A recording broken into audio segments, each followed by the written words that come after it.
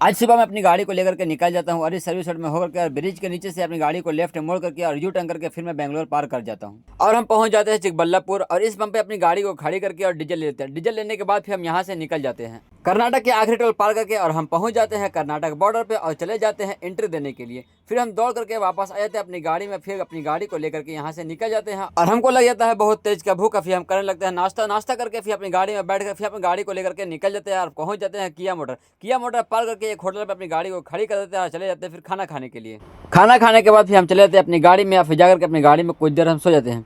सो करके उठने के बाद फिर हम डब्बा डुब्बी उठा करके और चले जाते हैं हौदा पर मुंह धोने के लिए। मुंह कान धो करके फिर आ जाते हैं अपनी गाड़ी में और फिर हम यहाँ से अपनी गाड़ी को लेकर के निकल जाते हैं। निकलने के बाद होने लगता है बहुत तेज का बारिश और बारिश में चलते चलते फिर हम पहुंच जाते हैं एक टोल पर। टोल प्लाजा पार करने के बाद फिर हो जाता है शाम, तो इस रही स्थानीय होटल पर अपनी गाड़ी को खड़ी कर देते हैं और खड़ी करके फिर हम चले जाते हैं खाना खाने के लिए। खाना खाने के बाद फिर आकर के अपनी गाड़ी में सो जाते हैं।